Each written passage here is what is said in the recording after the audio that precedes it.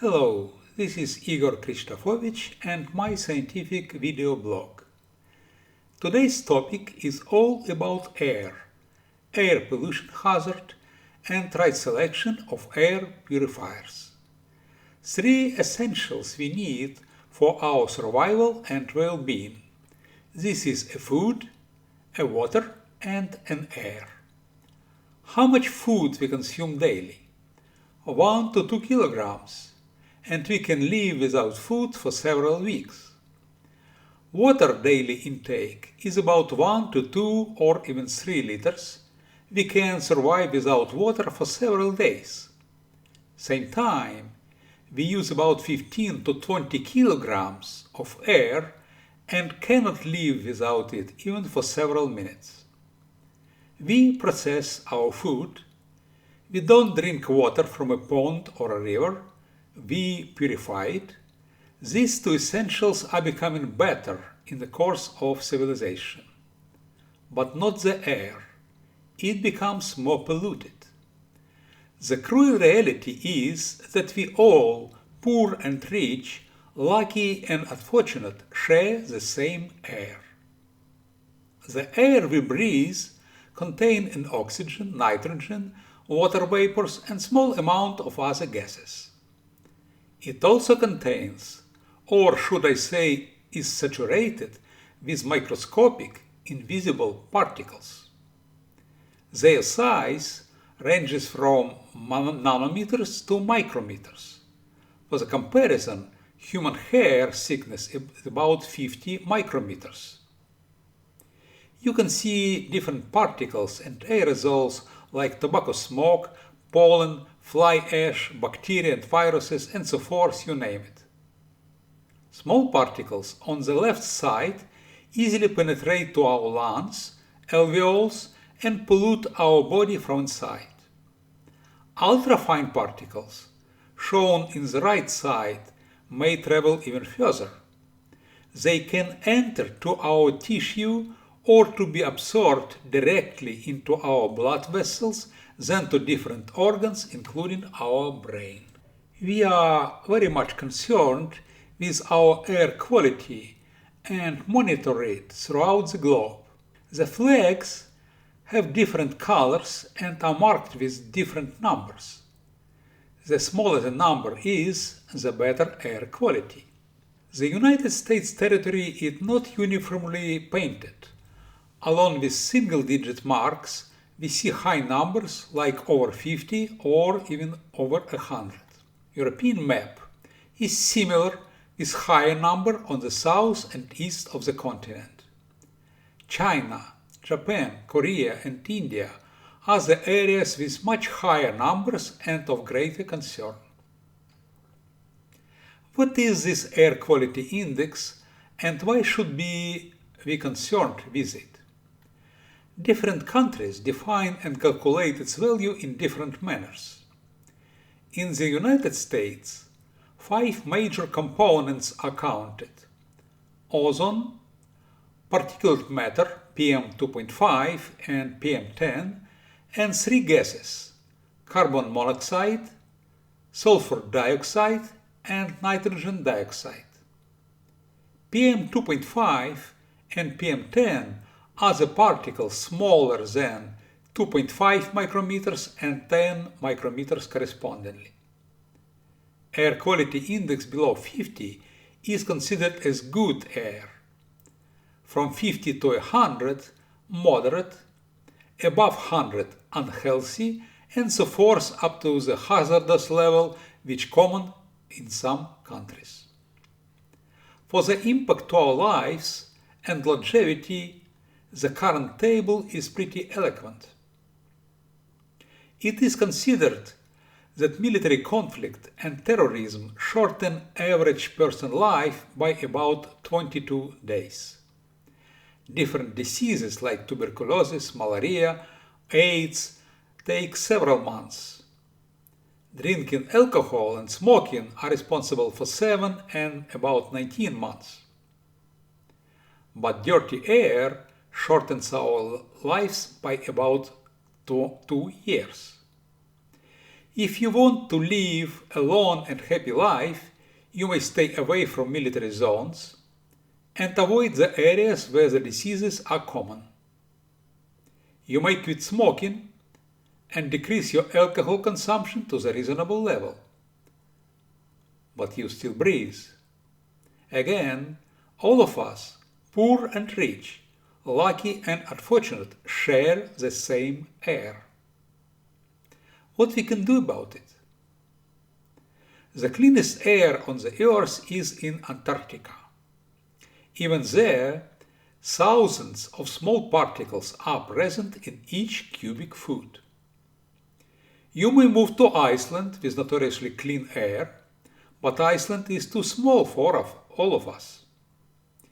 You can try to protect yourself with individual masks or even buy a bottle of fresh air, but even in California, where the standards for the air pollution are most stringent, people are doomed to inhale the smoke from automotive sources and forest fires. There is a lot of natural and human-made sources of air pollution that are responsible for more than 4 million premature deaths each year. So, what we can do about it? And can we do anything? Yes, we can. First of all, you have to have right information about air quality. In the search of the best air in the United States, I went to Cascadian in the middle of the winter, away from freeways, and measure particles with professional laser particle counter. Even there, I found that number of particles in each cubic foot is about 54,000, and believe me, it is very, very clean air. Of course, you can buy professional laser counters and professional ozone meters, but they are costly, and not everybody can afford them. So I would advise you to have affordable air quality index monitors, which you can buy for about $100 to $200. They are reliable, and I personally use them and test them. Next step, you have to keep your personal air clean, air in your office and in your home. To do so, you have to buy one of the available on the market air purifiers. And you should be very careful with that selection. On the market, you can see different categories of air purifiers, such as ozonators, which generate ozone and clean air from pathogens and bad odors, ionizers generating negative ions, ultraviolet air purifiers, which clean air from different pathogens, HEPA filters, which pass air through their close meshed fiber and collect them dirty air inside, and electrostatic purifiers that collect dirt on the parallel collecting plane. You should be careful with ozonators and never use them in your presence. They do clean air from tobacco smoke and other odors, but to use them in your presence is prohibited. You turn it on, close the door and leave it for about a couple of hours, then return, turn it off and ventilate air very carefully. Ionizers, they do clean air from particles, but where these particles go? If you analyze their action, particles are being charged and then stick to the walls, to the carpet, and yes, to your body from outside and inside, including your lungs. Ultraviolet lamps, they do not remove any dirt. They allegedly kill or rather deactivate different pathogens, but only if pathogens are in direct ultraviolet light. HEPA filters, they do their job. There are a number of HEPA filters on the market, and you have to be very careful with selection, as well as HEPA filters and electrostatic air purifiers. The main parameter you have to be concerned is clean air delivery rate, which tells you how much clean air you deliver to your room. Not necessarily filter efficiency is important for your home, but CEDR is the number you can rely upon. And very simple formula, if you multiply CEDR by 1.5, then you will obtain area of the room or your home which will be cleaned well with this air purifier. You have also to be aware how really and when really your air is supposed to be cleaned. Once I took laser counter to my home and left it for 3 days in a row with monitoring air quality each 5 minutes. And that's what I found. Most of the day when you are at work or do not much activity, say you sleep, air is pretty clean.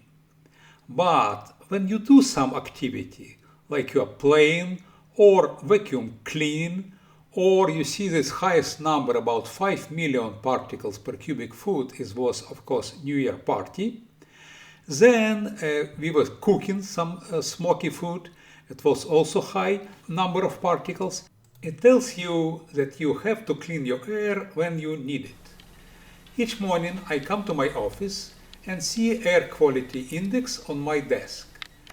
It's today's 65, is not bad, but I wanted better. But my office is big, it's about 250 square feet. And it has high ceiling, about 15 feet. So what you have to do to clean air is such office.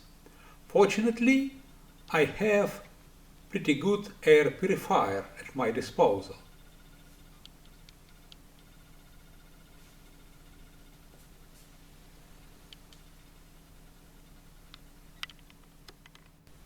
So I turn it on high speed.